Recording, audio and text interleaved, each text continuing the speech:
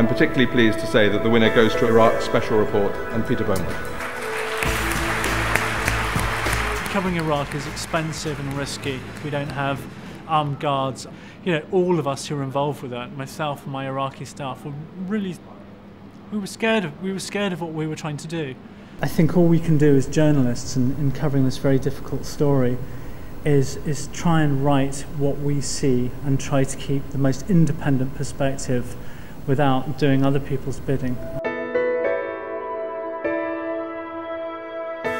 The winner of the Amnesty Award for Periodicals is Beast of Prey, Christine Toomey. It was a really appalling story, but I mean incredibly well told, and it had an absolutely brilliant central image about these women who'd been raped and murdered, and the man in charge of the investigation is sitting in an office doing nothing. There are 3 people there in the office doing nothing. One of them is described beautifully as a secretary in an overtight uniform who's actually stroking the police chief's hair throughout an interview in which he's talking about sexual abuse.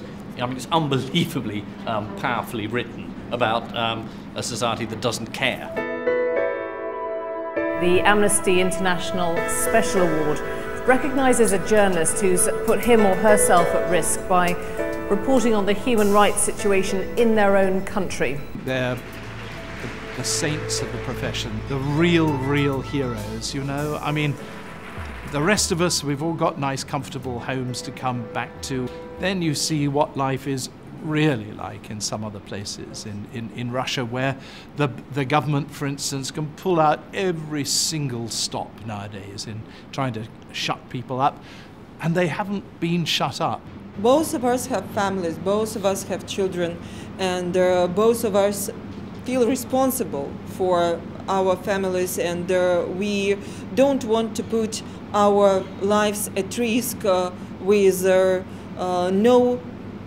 with no good intention. So this reward means quite a lot in this respect as well. I'm absolutely delighted to say that our winner is ITN Channel 4 and Free Radical Films for their expose of Congo's tin soldiers.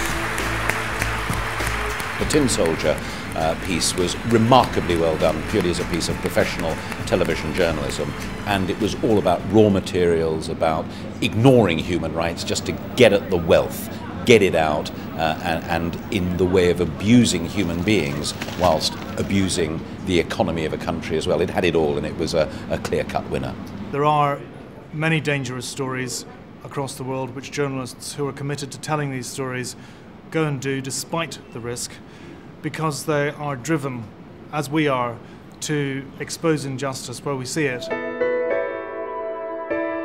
The judges were entranced by the simple intimacy of the images from Rwanda. For the last few years, I've been working in Africa on this idea of débrouillard, this French idea of people getting by, people surviving. And it seemed to me that Rwanda, especially the people that I photographed, have become very adept at that. And I think in Rwanda especially, people have had to learn forgiveness, and the response to the HIV/AIDS crisis has really illustrated that. So it was a very simple choice to make about the people that I photographed. Our winner is Rupert Wingfield Hayes for his reports from rural China. Amnesty as an organisation, I think, is extremely important, not just in its awards, but in the work that Amnesty does.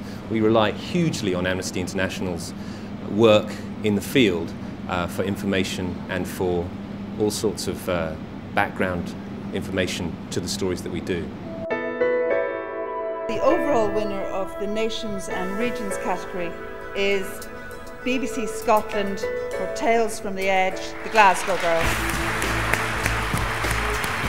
I'm very humbled to be receiving this award tonight because, frankly, after what I've seen and heard so far, the human rights atrocities going on throughout the world, I mean, I'm unbelievably moved. When I went in to film these families and witness the trauma that they were experiencing at the time when I was filming them, that's a huge privilege for any journalist, because it's not often you get that kind of access, and you only get that kind of access when you have that kind of trust. It is extraordinarily moving to sit through a night of this and see so much passion and so many risks, and I mean, I always find it very, very affecting. And I think the great thing about the Amnesty Awards is it brings all that sort of emotion together and refocuses you for, you know, another year.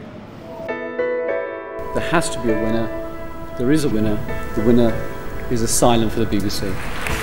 We both felt really strongly that actually the way to do this was to get into family life, to see what it did to family dynamics, really.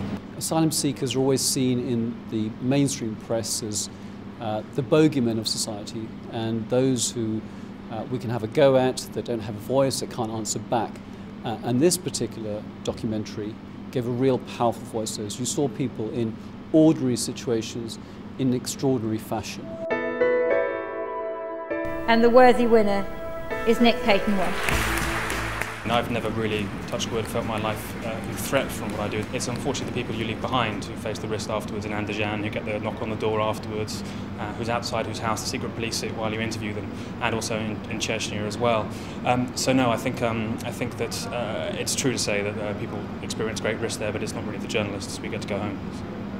Amnesty Awards are really important because sometimes it's very hard. You go in to see your editor and you say something's happening in such and such a country, and it's obscure and it's far away and it's expensive and it's difficult to get to, and there's a much more interesting and immediate story somewhere else.